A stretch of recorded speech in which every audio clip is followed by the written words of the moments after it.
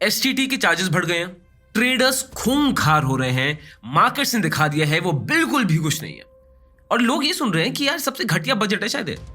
क्या ये सच है? अब हो सकता है आप ये वीडियो क्लिक कर रहे हो और आपके अंदर भी वो फ्रस्ट्रेशन और वो इरिटेशन है बिकॉज आपने इंटरनेट से इतनी सारी चीजें देख ली हैं, बट मेरा ओपिनियन ना इसमें काफी डिफरेंट है। सच बताऊं तो शायद मेरा ओपिनियन ये है कि इस बजट से जो उम्मीदें थी इस बजट ने वो लगभग करने की कोशिश की है, and I would rate this budget definitely above than average. क्यों? अब बिफोर जजिंग मी, उससे पहले आप चाकू तलवारों के साथ बाहर आ जाए, मैं आपसे बस छोटी सी रिक्वेस्ट करूंगा कि आई कंप्लीटली अंडरस्टैंड आप क्यों फ्रस्ट्रेटेड है, बट ये वीडियो एंड तक देखिए, एक बार देख लीजिए।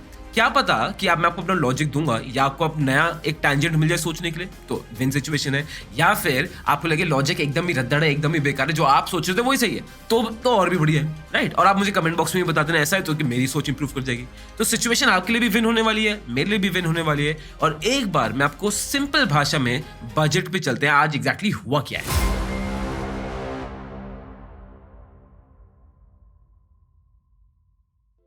Pre budget, where did we start from? अब इस बजट में आते हुए हम काफी अच्छी सिचुएशन में थे। इन्फ्लेशन हमारा रीसेंट ऑल टाइम लो पे बैठा हुआ था नवंबर में 2025 में 0.71%। उसके बाद जीडीपी हमारी स्ट्रॉन्ग ग्रो करी थी, और सोचने की बात यह है कि हमारी इकोनॉमी लास्ट ईयर ग्रो की है अमंग इतनी सारी uncertainty in the world economy. चाहे मैं यूएसए के ट्रेड क्राइसिस के बारे में बात कर लूं, न्यू ट्रेड डील्स की बात कर लूं, वेनेजुएला पे अटैक की बात कर लूं, हर एक टैंजेंट को लेंगे, सिर्फ अनसर्टेनिटी और अनसर्टेनिटी ही रही है। उसके बावजूद हमारा देश 8% पे ग्रो किया है।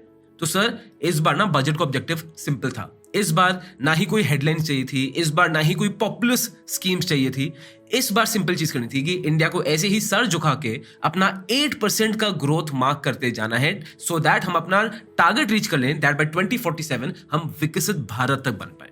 इंडिया को एक्चुअली अभी जो सर झुका के काम करना था ना इस बजट में था फॉर जॉब्स एंड मैन्युफैक्चरिंग। क्यों? लोग बोल रहे हैं कि टैक्स और कम होना चाहिए, जो काफी हद तक बात शायद सही भी है, but tax last year already कम हो गया है एंड जीएसटी 2.0 में और टैक्स बेनिफिट मिल गया है, और इसका प्रूफ भी अभी मिल रहा है। कंपनी अर्निंग्स बढ़ गई हैं, जीडीपी बढ़ रही है, इन्फ्लेशन कम हो रहा है, कि लोगों ने इस बेनिफिट को अच्छे से एक्सेप्ट कर लिया है, मार्केट्स ने इस टैक्स रिलीफ को खुशी खुशी अपनाया। बट अब ना बारी और टैक्स रिलीफ से ज्यादा फर्क पड़ने नहीं वाला। अब एक्चुअली चाहिए हमें जॉब्स, बिकॉज सर टैक्स दे रहे हैं सिर्फ 2% जनता है इस देश की। अब अगर उसी पे हम टैक्स रिलीफ या कम ज्यादा करते रहेंगे, लॉन्ग टर्म में उस 2% पे कितना सारा प्रेशर आता रहेगा। एक्चुअलिटी ये है हमें पूरे देश को जॉब्स देने की बहुत ज्यादा जरूरत है, सो दैट ज्यादा लोग टैक्स पे करना शुरू करें। और अगर भारत देश में ज्यादा लोग टैक्स पे करना शुरू कर देंगे ना, तो टैक्स ऑटोमेटिकली सब पे लायबिलिटी हल्के हल्के करके कम हो सकती है। तो गवर्नमेंट का जो लॉन्ग टर्म टारगेट होना चाहिए था और जो सही टारगेट होना चाहिए था कि हम लॉन्ग टर्म जॉब्स पे टारगेट करें, और शायद सरकार ने इस बार वही किया है। जॉब्स टारगेट क्या है? By working on research and development and working on manufacturing industry. और अगर आपको लग रहा है ना कि यार तू इतनी सरकार की तारीफ क्यों कर रहा है, सर मैं आपको एक बात बताऊं, ये हमने आज YouTube लाइव पे भी डिस्कस की थी। अगर मोदी गवर्नमेंट नहीं होती, कोई और गवर्नमेंट होती ना, तभी भी इंडियन इकोनॉमी ऐसे ही स्ट्रॉन्ग चल रही होती। हो सकता है गवर्नमेंट की वजह से 2-3% की ग्रोथ ऊपर नीचे हो जाए, बट मेजरली ग्रोथ क्यों होती है इकोनॉमी में? लोगों की वजह से। जब आप अपना इकोनॉमिक फ्यूचर बेटर करेंगे, अपने आसपास बेटर करेंगे, आप मेहनत करेंगे लाइफ में, पढ़ाई में, आप इकोनॉमिकली अच्छा करोगे, इकोनॉमिकली आप अच्छा करोगे, देश ऑटोमेटिकली अच्छा करेगा। तो मेरे लिए गवर्नमेंट का रोल सिर्फ 1-2% ग्रोथ में होता है, majorly role is of the economy. और अगर आप इस करंट गवर्नमेंट को क्रेडिट देना चाहो या ना चाहो, वो कंप्लीटली आप पर है। मेरा बस एक फोकस है कि आप इसकी इकोनॉमिक्स को पूरा क्रेडिट दो, ठीक है। अब इंडिया का जो फिस्कल डेफिसिट फोरकास्ट हुआ है वो है of 4.3%, which is a very good situation given our GDP is increasing, our inflation is low. इसलिए हमारे देश में कैपिटल एक्सपेंडिचर उसको भी बढ़ा दिया है बाय अराउंड 8.83%, जो डायरेक्टली इन्वेस्ट होगा R&D मैन्युफैक्चरिंग में, जो डायरेक्टली जॉब्स पे लॉन्ग टर्म फोकस करेगा। अब जाते हैं सेक्टर वाइज सेक्टर किसको बेनिफिट मिल रहा है। शुरू करते हैं ईएमएस सेक्टर के साथ। अब इसमें जो ओवरऑल डायरेक्शन सरकार ने पकड़ी है कि सरकार को अब सिर्फ स्मार्टफोन्स को असेंबल नहीं करना है, as a matter of fact उनको कंपोनेंट्स मैन्युफैक्चर करने हैं। इसलिए semiconductor companies, bio manufacturing companies, इन कंपनीज को ना बहुत स्ट्रेटेजिकली यूज किया जा रहा है, सो दैट हमारे इंपोर्ट्स वो कम हो पाए, करेंसी प्रोटेक्ट हो पाए और हाई क्वालिटी जॉब्स क्रिएट हो। एंड यहाँ पे आप देख सकते हैं ईएमएस सेक्टर में कौन से स्टॉक्स आते हैं और किस स्टॉक को क्या बेनिफिट मिल रहा है। आप स्क्रीन पॉज करके एक बार देख सकते हैं। फिर आता है टेक्सटाइल सेक्टर, और टेक्सटाइल सेक्टर ना actually it's not about markets. Textile sector है मेनली जॉब्स के लिए, because textile sector employees a lot of people, और बड़े ही हल्के से टेक्सटाइल सेक्टर में सरकार ने ना अपनी स्पेंडिंग को डबल कर दिया, और गवर्नमेंट टेक्सटाइल इंडस्ट्री में ये भी पुश कर रही है कि अब हम सिर्फ रॉ कपड़ा ना बेचे या क्रॉप ना बेचे, as a matter of fact हम एक फिनिश गुड बेचे जिसमें वैल्यू चेन में इंडिया को ज्यादा बेनिफिट हो। अब ये जो ग्रोथ है ये स्लो है, लॉन्ग टर्म है, बट एक स्टेबल एम्प्लॉयमेंट देती है। अब आ जाता है ऑटोमोबाइल सेक्टर। अब कोई भी सेक्टर ना आइसोलेशन में तो बनता नहीं है, तो जब गवर्नमेंट रोड्स बना रही है, फ्रेट कॉरिडोर्स बना रही है, बेसिकली इंफ्रास्ट्रक्चर में इन्वेस्ट करती है, तो हर सेक्टर को उसका एडवांटेज मिलता है, बट बहुत स्ट्रॉन्ग एडवांटेज मिलता है ऑटोमोबाइल इंडस्ट्री को, बिकॉज व्हीकल्स लोग खरीदेंगे। एंड इस बजट में ईवी टेक्नोलॉजी को ज्यादा एग्रेसिवली नहीं पुश किया गया, इंस्टेड पॉलिसी काफी हद तक ना स्टेबली रखी है। अब आता है IT and technology sector. IT sector के लिए इस साल कुछ एक्साइटमेंट नहीं थी, थोड़ी सी क्लैरिटी थी। अब इस बजट ने इस सेक्टर के लिए क्या किया है कि जो टैक्सेशन है उसको सिंप्लीफाई कर दिया और डिस्प्यूट्स को बहुत कम कर दिया है।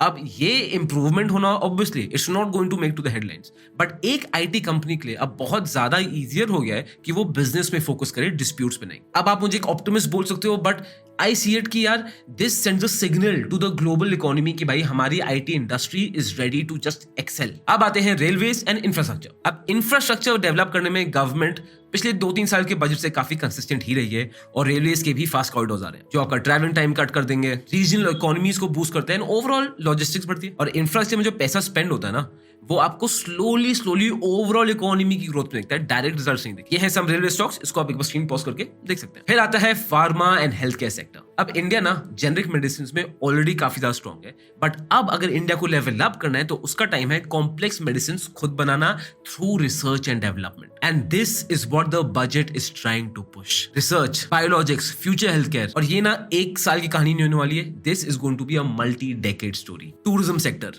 ये sector one of the easiest है टू क्रिएट जॉब्स, और इस बजट में टूरिज्म सेक्टर के skills, heritage sites and eco tourism में वर्क किया गया। अगेन ये बहुत हेडलाइंस नहीं बनाने वाला है, बट ये लोकल इकोनॉमी के पास एक मनी फ्लो का काम तो करेगा। ये है कुछ टूरिज्म सेक्टर के स्टॉक्स, आप स्क्रीन पर पॉज करके इनकी परफॉर्मेंस देख सकते हो। Long term direction of budget 2026।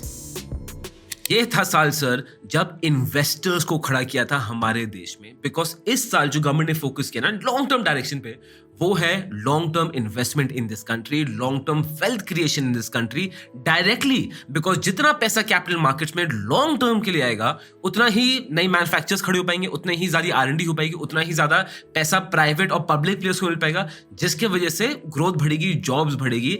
And हमारे देश में जो बहुत बड़ी, सबसे बड़ी प्रॉब्लम है ना, वो है इनइक्वालिटी की। जो अमीर है वो बहुत अमीर है, जो गरीब है वो बहुत ही ज्यादा गरीब है। उसको सॉल्व करने के लिए जॉब्स प्रोवाइड करना बहुत ज्यादा जरूरी है। अब इसके प्रूफ क्या देखते हैं।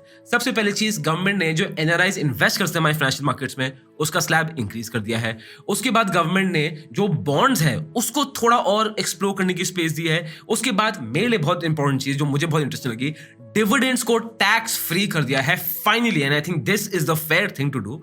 बट विद दिस एसटीटी को बढ़ा दिया गया है, ऑलमोस्ट डबल ही कर दिया गया है। अब मैं समझ सकता हूं, if you're a trader, it is painful, it sucks, right? Me as a investor, मैं ज्ञान बांटूंगा, आप खुद से तो गुस्सा भी है, but you need to understand, मैं खुद स्टॉक मार्केट्स में ट्रेडिंग के लिए ही आया था from 2010 to 2013, 2-3 साल में ट्रेड ही कर रहा था, एंड मैं समझता हूँ आपका दर्द क्या है, बिकॉज यार खुद सोचो, ट्रेडिंग अब ऐसी एक चीज बन गई है जहां पे परचेज में भी भाई टैक्स है, ट्रांजैक्शन में भी टैक्स है, प्रॉफिट में भी टैक्स है। इट्स लाइक सरकार आपको बस सकआउट करती जा रही है, and they are just squeezing down the profits of traders, and it is very frustrating. मैं समझ सकता हूं, तो अगर आप ट्रेडर हैं, गुस्सा है, जायज है, पर थोड़ा सा अगर लार्जर पर्सपेक्टिव में देखोगे ना, मेरे हिसाब से अच्छी चीज है।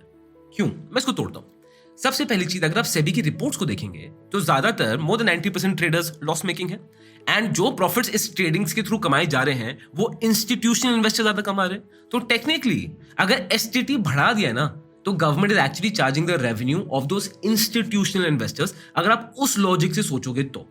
अब आती है इसमें सेकंड चीज, सर अल्टीमेटली ट्रेडिंग में तो नुकसान होना ही है, लेट्स बी वेरी ऑनेस्ट। तो अगर सरकार इसको डिस्करेज करिए, खराब चीज नहीं है। एंड अगेन मैं जानता हूं आपको गुस्सा आ रहा होगा कि तुम कैसे बोलते हो ट्रेडिंग में नुकसान होना है। मैं खुद ट्रेडर था, मैं स्टॉक मार्केट में 2010 से हूं, और मैंने आज तक, मैं बात कर रहा हूं आज तक, मैं ऐसे ट्रेडर से नहीं मिला हूं जो 3 साल के ऊपर तक निफ्टी को ही बीट कर रहा हूं। बस इतनी रिटर्न्स की उम्मीद है मेरी, निफ्टी को रिटर्न्स बीट कर दे, and with a decent capital, मतलब कम से कम 20-25 लाख का कैपिटल हो।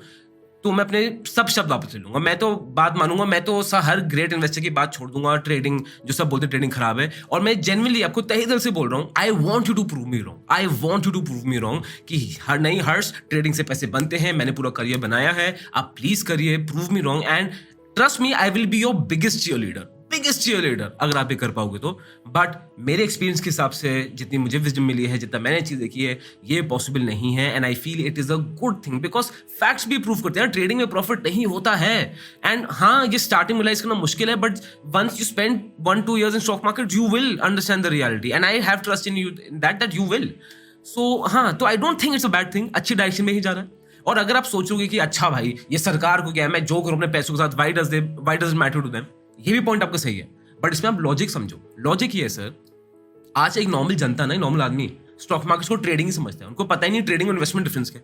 मैं बोलता हूँ कि अच्छा मैं स्टॉक मार्केट में इन्वेस्टर हूँ, बोलता हूँ अच्छा टेलीग्राम पे, राइट। तो आई गेट इट, वो कोई मार्केट समझे उसको समझना डिफिकल्ट है, but you need to understand this यार कि अगर ट्रेडिंग से नुकसान तो होना ही है। होगा क्या विद टाइम, लोगों का ट्रस्ट स्टॉक मार्केट से उठ जाएगा कि स्टॉक मार्केट जुआ है, सट्टा है, वो सारी चीजें और पड़ेंगी। इंस्टीट्यूशन ट्रेडर्स अल्टीमेटली और कमा लेंगे, तो पैसा रिटेल से इंस्टीट्यूशन में निकल जाएगा। रिटेल का भरोसा स्टॉक मार्केट से उठ गया तो आपको पता है इसके लॉन्ग टर्म कितने डिजास्टर्स इफेक्ट्स हो सकते हैं। सर कोई आईपीओस नहीं इन्वेस्ट नहीं करेगा, हमारे देश में कोई कंपनी नहीं खड़ी हो पाएंगी, मैन्युफैक्चरिंग प्राइवेट मनी कुछ आ ही नहीं पाएगा।